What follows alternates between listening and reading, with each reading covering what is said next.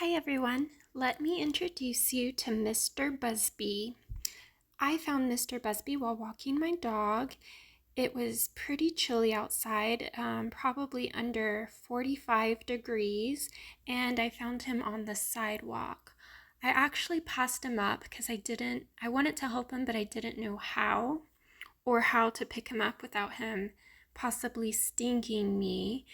And I walked the dog for like 30 minutes, and then on the walk, I thought, how can I help this bee? So I thought, okay, I'll use a poop bag and pick up the bee, and that's how I'll transport him to my apartment. So I did, and he was barely alive. He wasn't really moving at all. He was a little the first time I poked at him, and then the second time when I came around, I actually thought he might be dead. But I thought I'll give it a try and see what I can do for him. I've been seeing lots of bees on the sidewalk near my apartment, and I am assuming it's from pesticides because even in the summertime, I would see a ton of bees on the sidewalks. But this one could be because he was too cold or something. So, the Xerces Society in 2023 states that there are 20,000 distinct bee species around the world, with 4,000 of them in the US alone.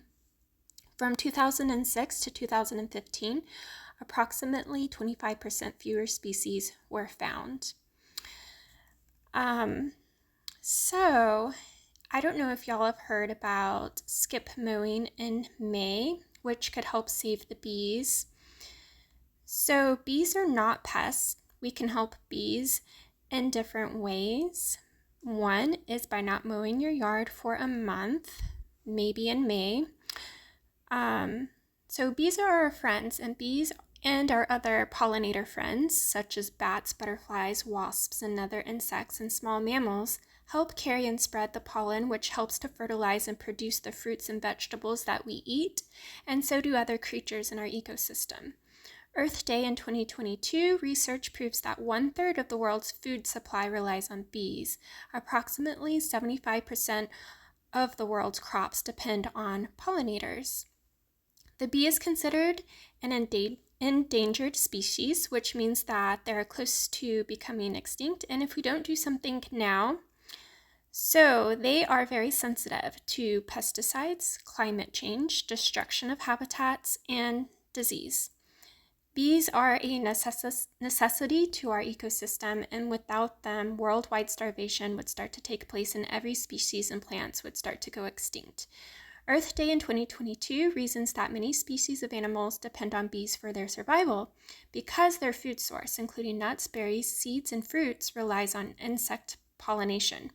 Pollination not only makes food available for other organisms, but also allows floral growth, which provides habitats for animals, including other insects and birds. Second, one thing we can do to help the bees and other pollinators is by not mowing in May. By skipping the mowing in May, this will help promote more pollination since more weeds, flowers, and wildflowers would be able to bloom. The Xerces Society in 2023 communicates that mowing less creates habitat and can increase the abundance and diversity of wildlife, including bees and other pollinators. The goal of No May is to pause mowing during the month of May, allowing flowers to bloom in your lawn to help early season pollinators, and late winter and early spring is a time when floral resources are often limited. When you help many different species of plants grow, you also help more bees and other animals, and the variety of the local environment stronger and more stable, which is good for the ecosystem. So here you see Mr. Busby. I had tried, when I saw him coming back to life, put him back outside and give him the chance to fly away, but he actually ended up freezing up again. And I Googled what's the temperature that's too cold for honeybees, and it said like 40 degrees and below. And it said 46 degrees outside, but that it felt like it was 41. But I don't know if maybe he's sick or something, and so the coldness is just affecting him more. So I really wanted to help him get released back into nature because I don't want to be in the apartment. I'm just scared he, is going to sting me or get lost in the apartment, which actually he did. But see, watch this because this is pretty cool. So, looks like he's dead, right? But then now you start to see a slight movement, and he's coming back again. And I don't know, this makes me think of that episode of Roseanne, um, where DJ finds a bee on the windowsill or something, and it's really cold where they live in Chicago, and so he tells his sister, like, oh, I'm bringing a bee back to life, and she was like, no way. And I don't know, something happened. If they put the bee like under the magnifying glass or in the microwave, or anyways, he warmed up, but it wasn't great because they ended up killing him. But so yeah, if the bee freezes up, oh my gosh, actually, okay. You're gonna see at the end of the video though, but I put him in a greenhouse and then I lost him. And then I found him again because I banged the spoon on the countertop, and for some reason he's been responding to that to come to me. And I didn't record that in the video, but I put him back in the greenhouse, and now he is flying around in my kitchen. Short distances, but I'm hearing his buzzing. So maybe he just needed to warm up and rest. I don't know. It's too cold to put him outside, so hopefully he'll be nice and quiet, and not sting me and not make too much noise. But right now he is on a teapot in the kitchen, kind of just flying short distances around. But anyways, I also had this great idea that if we carry like those little honey packets that you get with like Chick-fil-A breakfast, and maybe if you find like little bees on the sidewalk or something, don't assume that they're already dead. They might just be like so exhausted or sick or something. What I would do is just squeeze out a little bit of honey and put it near them, right by them, and see if they can kind of get better that way. Because yeah, he's doing great. He's just crawling around on the backsplash of the wall in the kitchen. But anyways, so not cutting the grass in May can really help a lot of animals and plants. The Xerces Society in 2023 reveals Europe and North America found a significant increase in the abundance and species richness of butterflies and bees in less frequently mowed lawns, and that increased mowing intensity resulted in a significant negative effect on plant diversity and insect diversity. Third, there are things that you can do to still help bees if you have concerns about not mowing your yard for a month. So there are ways to compromise and to still help the bees. The Xerces Society in 2023 suggests maintaining a mowed buffer. Tidy up your yard in other ways. Hand pull problem weeds instead of using weed and feed. Add some low-growing flowers. Frame your smaller lawn with a larger pollinator garden. Plant native wildflowers, shrubs, and trees to create a more diverse, wildlife-friendly yard. Transform low-traffic areas into low-management zones so insects and wildlife are more protected. Consider planting a rain garden, a pollinator garden, or a wildflower meadow, or replacing your turf grass lawn with native lawn alternatives. Not only are there other ways to help save the bees, but let me just point out the benefits for choosing to skip mowing in May.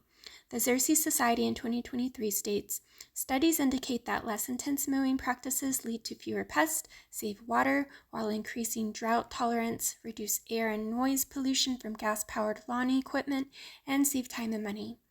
There are alternative ways to aid bees while refraining from mowing and benefits either way.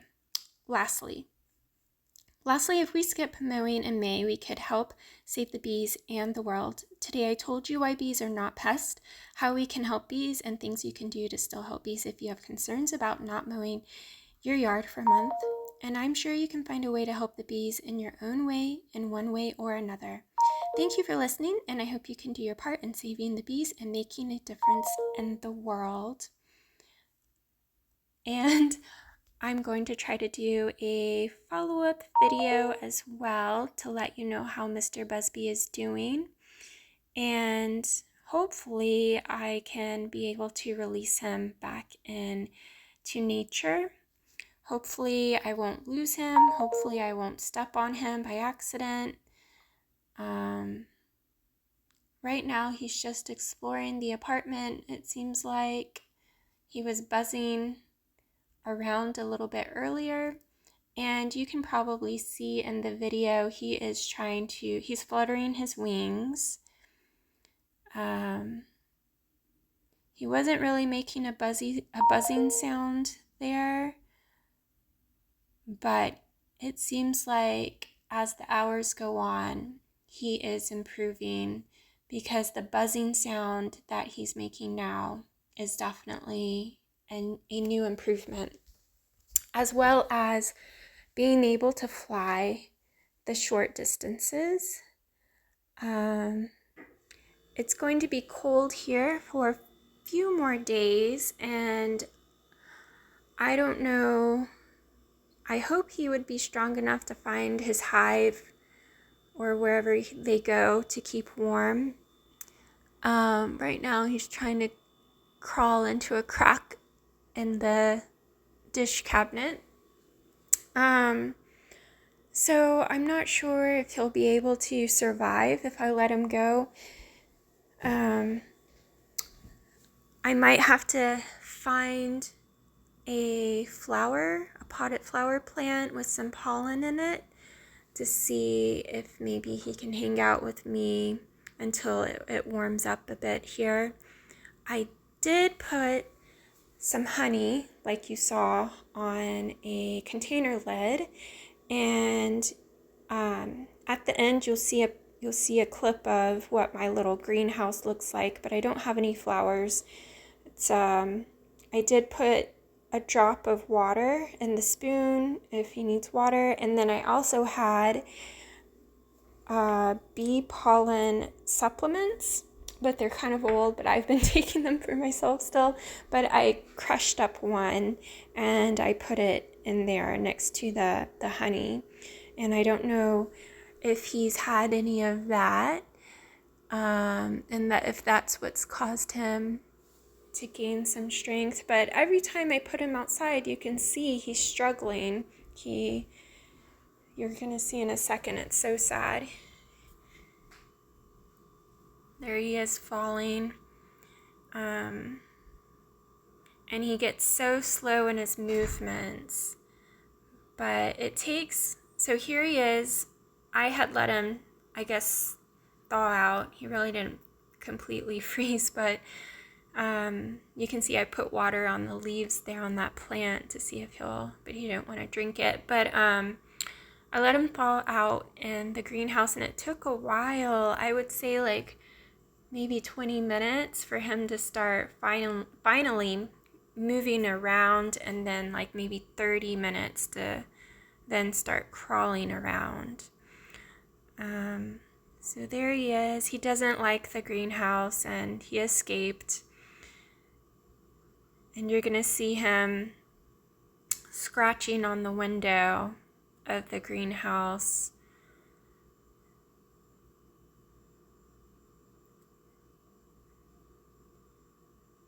But I think I got some really great shots, and you can see him up so close, and it's just so interesting to watch the bee's life. Well, life with me in an apartment. So I'm glad I took a chance. I'm glad I went back and I saved the bee. I've never been stung by a bee before, and I hope that it will never happen. Maybe he'll tell all of his little bee friends to remember me. Because at first I thought I made him really mad when I was getting him off of the sidewalk, but he seems okay now. He's still trying to get into my dish cabinet, trying to crawl in through the crack, but he hasn't made it yet. There he is on top of the stove. He actually fell in between the stove and the countertop, in between the crack. Luckily not behind the stove, but on the side. And when I shined my flashlight in between the crack, he came towards the light and he came out towards me. So that was good. There he is going under the microwave. Oh, Mr. Busby. Thank you.